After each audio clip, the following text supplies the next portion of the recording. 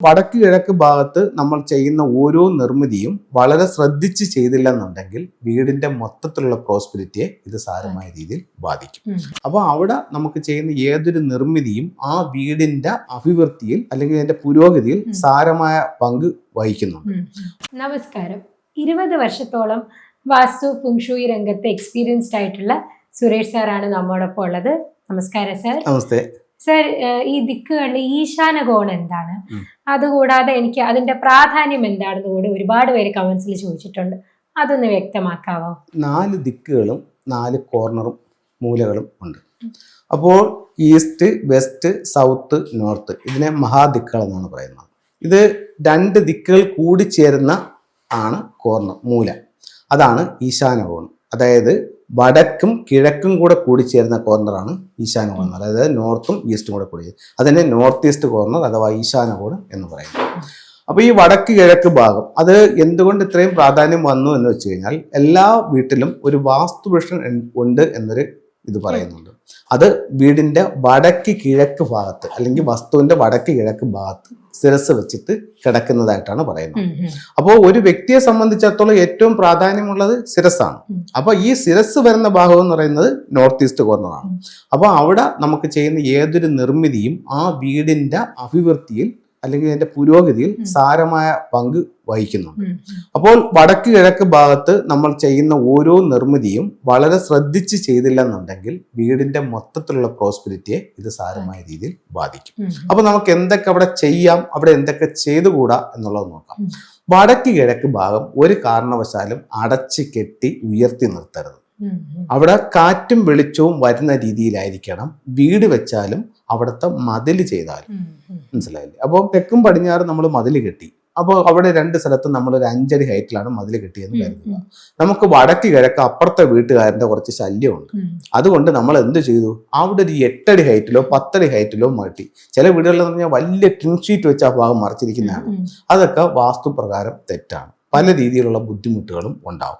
ഈ ചെയ്തിരിക്കുന്ന മതിലിൽ നിന്നും ഒരു കാരണവശാലും ആ ദിക്കിലെ മതിൽ ഉയർത്താൻ പാടില്ല.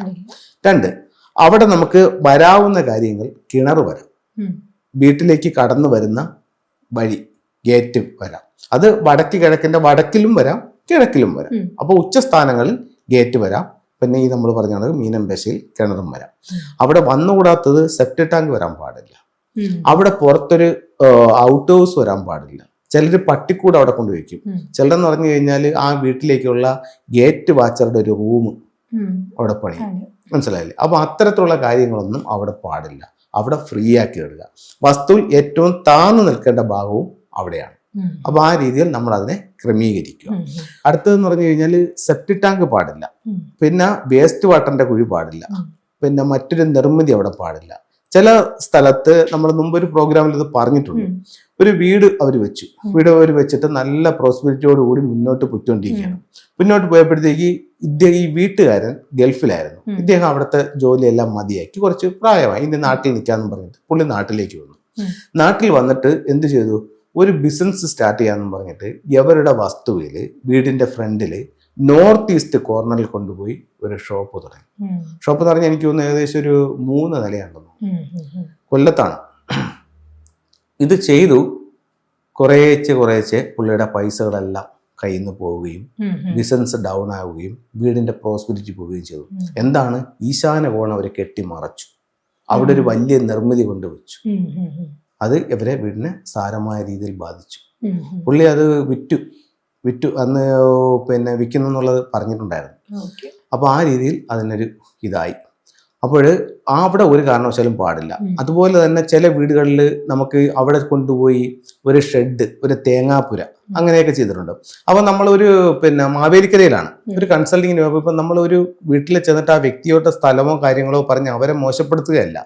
മറ്റുള്ളവർക്ക് ഇന്നണക്കുള്ള പ്രശ്നങ്ങളുണ്ടെങ്കിൽ ഇന്നൊക്കെ വരാമെന്ന് അവരെ മനസ്സിലാക്കാൻ വേണ്ടി പറയുന്നതാണ്. അപ്പൊ ഈ പറയപ്പെടുന്ന പല സ്ഥലങ്ങളും ചെറിയ വ്യത്യാസങ്ങൾ ഉണ്ടാവും. ചിലപ്പം അവിടെ ആയിരിക്കില്ല. ഈ പറയപ്പെടുന്ന അവിടെ ഒരു പിന്നെ വളരെ പ്രായമുള്ളൊരു സ്ത്രീ ഉണ്ട്. അപ്പൊ അവരുടെ കാല് മൊത്തം നീരൊക്കെയായിരുന്നു. അവര് പതുക്കെ ബുദ്ധിമുട്ടിയാണ് നടന്നു വരുന്നത്. അതായത് നമ്മൾ വീട്ടിൽ ചെന്ന് കൺസൾട്ട് ചെയ്യാൻ വന്ന് ബുദ്ധിമുട്ടായിട്ട് വന്നിട്ടാണ് അവർ ഇതെല്ലാം പറയുന്നത്. അപ്പോൾ ഞാൻ പറഞ്ഞു ഇന്ന കണക്കൊരു സംഭവം ഇവിടെ ഉണ്ട്, നിങ്ങൾ അതൊന്ന് പൊളിച്ചു മാറ്റുക, അത് സ്ഥാനത്തല്ല എന്ന് പറഞ്ഞു. അങ്ങനെ അവർ പിന്നെ ചെയ്യാമെന്ന് പറഞ്ഞു. ഒരു 2 ആഴ്ച കഴിഞ്ഞു, 2 ആഴ്ച 1 മാസം കൊണ്ട് കഴിഞ്ഞു. ഇപ്പോൾ ഒത്തിരി നാളായത്. ഞാൻ അതുവഴി പോയപ്പോൾ ഞാൻ ജസ്റ്റ് ഇവിടെ നിന്ന് കയറിയപ്പം ഇവർ ഈ ഷെഡ് പൊളിച്ചു കളഞ്ഞപ്പോഴത്തേക്ക് അവർ സുഖമായിട്ട് നടക്കുന്നുണ്ട്. ഒരുപാട് വ്യത്യാസം. അങ്ങനെ ഒരുപാട് സ്ഥലങ്ങളിൽ നമ്മൾ അത് മാറ്റി കഴിയുമ്പോഴത്തേക്ക് തന്നെ ചില സ്ഥലത്ത് അവിടെ അലക്കുകല്ല് കൊണ്ട് വെച്ചാകും, അങ്ങനെ ഹെവി വെയിറ്റുകൾ ഉണ്ട് അവിടെ വെച്ചാകും.